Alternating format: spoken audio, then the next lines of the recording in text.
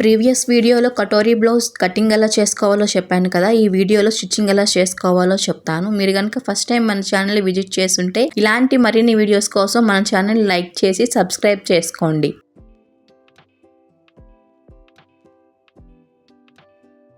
ఇప్పుడు కటోరీ షేప్ కోసం కప్ అనేది కట్ చేసాం కదా, దానికి డాట్ అయితే వేసుకోవాలి. ఇప్పుడు డాట్ కోసం ఇక్కడ 1.5 ఇంచెస్ వరకు డాట్ పాయింట్ తీసుకొని మార్కింగ్ అయితే పెట్టుకోవాలి. ఇప్పుడు మనం మార్కింగ్ పెట్టుకునే విధంగా క్రాస్ గా అయితే స్టిచ్ అనేది వేసుకోవాలి.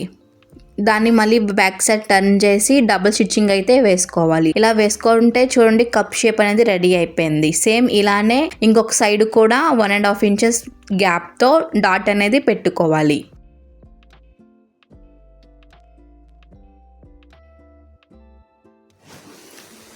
ఇప్పుడు ఇలా రెండు కప్లు అయితే రెడీ అయితే అయిపోయాయి.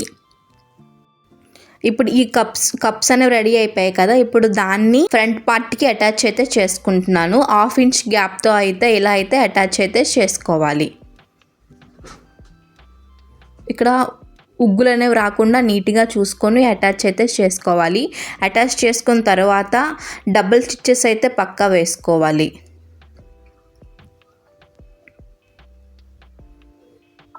సేమ్ అదే విధంగా ఇంకొక సైడ్ కప్స్ కూడా ఇలానే అటాచ్ అయితే చేసుకోవాలి. 1/2 ఇంచ్ గ్యాప్ ఉంచేసి నీట్గా అయితే అటాచ్ చేసుకోవాలి. అటాచ్ చేసుకున్న తర్వాత డబల్ స్టిచెస్ అయితే పక్కా వేసుకోవాలి.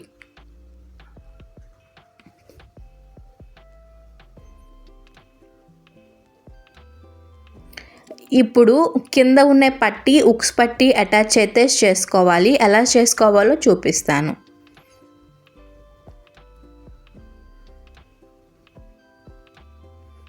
ఇప్పుడు కింద పట్టీ పీస్ తీసుకొని ఇలా ఇప్పుడు మనం అటాచ్ చేసుకున్నాం కదా కప్, దాన్ని సైజ్ చూసుకొని అయితే ఆ మీద ఉన్న షేప్కి ఇప్పుడు ఈ పట్టీని అయితే ఒక స్ట్రైట్గా స్టిచ్ వేసుకొని అటాచ్ అయితే చేసుకోవాలి. ఇప్పుడు మనం అటాచ్ చేసుకున్న దాన్ని డబుల్ స్టిచ్చింగ్ అయితే వేసుకోవాలి. సేమ్ అలానే ఇంకొక సైడ్ కూడా పట్టీని అటాచ్ అయితే చేసుకోవాలి. అటాచ్ చేసుకున్న తర్వాత దీన్ని కూడా మరొకసారి కుట్టు అయితే వేసుకోవాలి.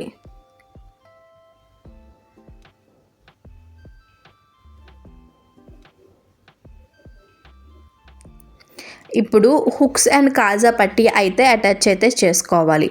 హుక్స్ అండ్ కాజా పట్టీ కోసం 2 ఇంచ్ వెడల్పుగా ఉన్న క్లాత్ని అయితే తీసుకొని ఇలా ఒకవైపు అయితే స్టిచ్చింగ్ అయితే వేసుకోవాలి. ఇప్పుడు ఆ క్లాత్ అటాచ్ చేసుకున్న తర్వాత బ్యాక్ సైడ్ టర్న్ చేసి ఒకవైపు మర్చ్ పెట్టుకుంటూ ఇంకొకసారి అయితే కుట్టు అయితే వేసుకోవాలి. ఇక్కడ చూపించిన విధంగా అయితే కుట్టు అయితే వేసుకోవాలి. ఇప్పుడు ఇక్కడ స్ట్రైట్గా లోపలికి ఖర్చు అనేది వెళ్ళిపోయేటట్టు చూసుకొని స్ట్రైట్గా అయితే కుట్టు వేసుకోవాలి. ఇప్పుడు ఆ కుట్టు పక్కన 1/2 ఇంచ్ గ్యాప్తో అయితే ఇంకోసారి కుట్టు వేసుకోవాలి. సేమ్ అలానే కాజా పట్టీ అయిపోయింది. ఇప్పుడు మనం కుట్టింది ఇది అనేది ఉక్స్ పట్టీ కోసం స్ట్రైట్గా కుట్టుకొని దాన్ని మళ్ళీ బ్యాక్ సైడ్ టర్న్ చేసి ఉక్స్ పట్టీ అనేది మరి లోపలికి పెట్టేసుకోవాలన్నమాట. ఇలా లోపలికి పెట్టుకొని ఇంకొకసారి అయితే కుట్టు అనేది వేసుకోవాలి. ఈ విధంగా అయితే ఉక్స్ అండ్ కాజా అయితే అటాచ్ అయితే చేసేసాము. ఇప్పుడు బ్యాక్ టక్స్ అనేవి అటాచ్ చేసుకోవడం కోసం బ్యాక్ పార్ట్ తీసుకొని ఒక 1/2 ఇంచ్ గ్యాప్తో షోల్డర్కి స్ట్రైట్గా ఒక 1/2 ఇంచ్ గ్యాప్తో అయితే ఇలా క్రాస్గా అయితే స్టిచ్ అయితే వేసుకోవాలి. ఇప్పుడు ఆ స్టిచ్ వేసుకున్న దాన్ని డబుల్ స్టిచ్చింగ్ కూడా ఇలానే వేసుకోవాలి. సేమ్ అలానే ఇంకొక సైడ్ కూడా షోల్డర్కి స్ట్రైట్గా పట్టుకొని 1/2 ఇంచ్ గ్యాప్తో అయితే క్రాస్గా ఇంకో స్టిచ్ అయితే వేసుకోవాలి. ఇప్పుడు ఆ వేసుకున్న దాన్ని డబుల్ కొంచెం గట్టిగా ఉండడం కోసం ఇంకోసారి స్టిచ్ అయితే వేసుకోవాలి. ఈ విధంగా అయితే షోల్డర్ అనేది బ్యాక్ పార్ట్ అనేది రెడీ అయిపోయింది. ఇప్పుడు బ్యాక్ పార్ట్లో కింద పట్టీ కోసం స్ట్రైట్ పీస్ అయితే ఇక్కడ నేను కట్ చేసుకుంటున్నాను. అండ్ అలానే తర్వాత మనం మెడ పట్టీ చేస్తాం కదా, దానికోసం కూడా క్రాస్ పీసెస్ అయితే ఇలా తీసుకుంటున్నాను.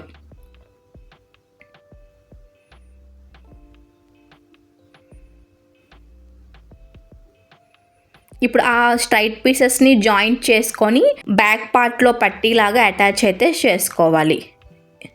ఇప్పుడు రైట్ సైడ్లో బ్యాక్ పార్ట్ పెట్టి దానిపైన స్ట్రైట్గా అయితే ఇలా మనం తీసుకున్న స్ట్రైట్ పీస్ని పెట్టి కుట్టు అయితే వేసుకోవాలి. ఇప్పుడు దాన్ని బ్యాక్ సైడ్ టర్న్ చేసి ఇలా మడత పెట్టుకుంటూ రాంగ్ సైడ్లోకి అయితే ఇలా కుట్టు అనేది వేసుకోవాలి. మీరు కావాలంటే ఇక్కడ మిషన్తో అయినా కుట్టు వేసుకోవచ్చు, లేదా హ్యాండ్తో హెమ్మింగ్ కూడా చేసుకోవచ్చు. ఇప్పుడు సేమ్ అలానే బ్యాక్ సైడ్ రెడీ అయింది కదా, సేమ్ అలానే ఫ్రంట్ సైడ్ కూడా రైట్ సైడ్లో క్లాత్ పెట్టి స్ట్రైట్ పీస్ అయితే జాయింట్ చేసుకోవాలి. ఇలా స్ట్రైట్ పీస్ జాయింట్ చేసుకున్న తర్వాత మళ్ళీ బ్యాక్ టర్న్ చేసి మళ్ళీ ఇక్కడ కూడా కుట్టు అనేది వేసుకోవాలి. ఇక్కడ కూడా మీరు కావాలంటే హ్యాండ్తో హెమ్మింగ్ కూడా చేసుకోవచ్చు.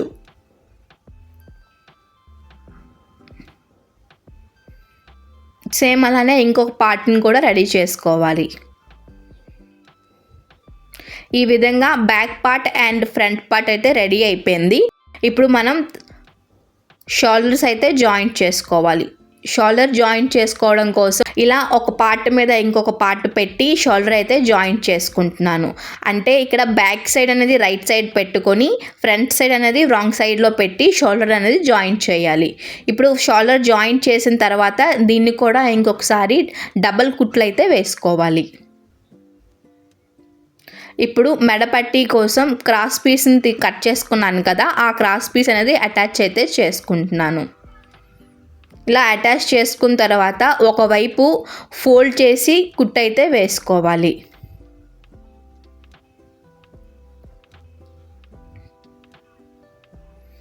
ఇప్పుడు దాన్ని మెడపట్టికి అటాచ్ అయితే చేసుకోవాలి.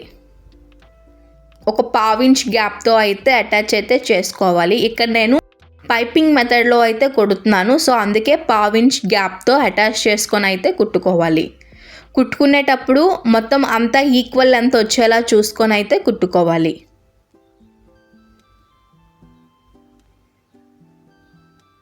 ఇప్పుడు కుట్టుకున్నాం కదా, దాన్ని లోపలికి ఫోల్డ్ చేసి ఒక 1/2 ఇంచ్ల థ్రెడ్ టైప్లో వచ్చేలా చూసుకొని ఇంకొక కుట్టు అయితే వేసుకోవాలి.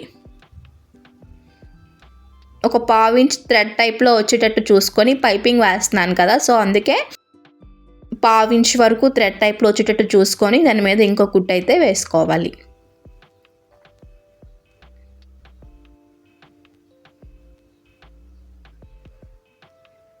ఇదే విధంగా బ్యాక్ నెక్ మొత్తం అలానే కుట్టుకోవాలి.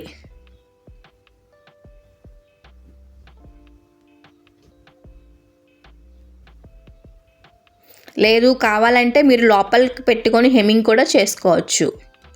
ఇప్పుడు హ్యాండ్స్ అనేవి రెడీ చేసుకుంటున్నాను. నాకు ఇక్కడ హ్యాండ్స్కి జాయింట్స్ అయితే పడ్డాయి. ఇప్పుడు ఆ జాయింట్స్ని హ్యాండ్ రెడీ చేసుకోవడం కోసం జాయింట్స్ పెట్టుకుంటూ హ్యాండ్ అనేది రెడీ అయితే చేసుకున్నాను. ఇప్పుడు హ్యాండ్ని బాడీ పార్ట్కి అయితే అటాచ్ అయితే చేసుకుంటున్నాను. ఒక 1/2 ఇంచ్ గ్యాప్తో ఇలా అయితే అటాచ్ అయితే చేసుకోవాలి. మన హ్యాండ్ కట్ చేసుకునేటప్పుడు టక్స్ అనేవి పెట్టుకుంటే ఆ టక్ అనేది ఫ్రంట్ సైడ్లోకి వచ్చేటట్టు చూసుకుంటూ హ్యాండ్ అనేది ఒక 1/2 ఇంచ్ గ్యాప్ ఇచ్చి జాయింట్ అయితే చేసుకోవాలి.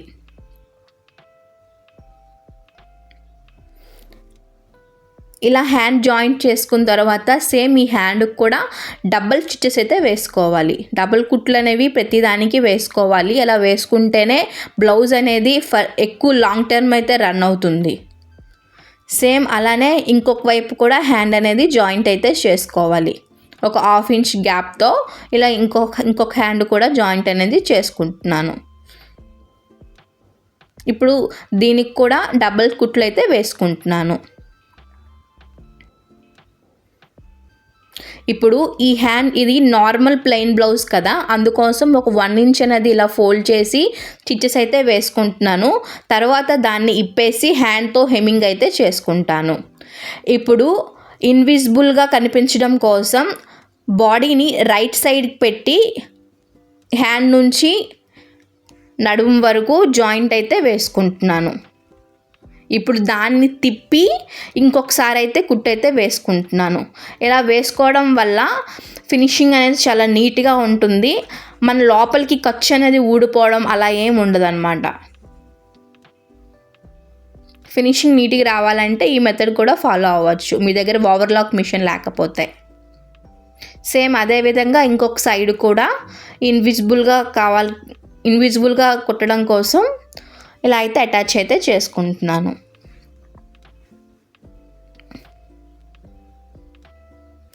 ఇప్పుడు సైజ్ అనేది చూసుకొని అడ్జస్ట్ చేసుకుంటూ ఇంకొక కుట్టు అయితే సైజ్ ప్రకారంగా కుట్టుకోవాలి.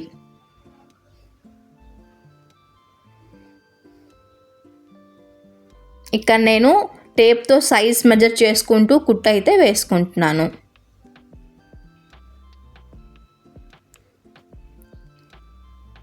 సేమ్ అలానే ఇంకొక పార్ట్ని కూడా సైజ్ చూసుకొని కుట్లు అయితే వేసుకోవాలి. ఇప్పుడు ఇది ఫస్ట్ ఒక కుట్టు వేసేసాం కదా, దాని పక్కన ఇంకో 2 కుట్లు కూడా వేసుకోవాలి.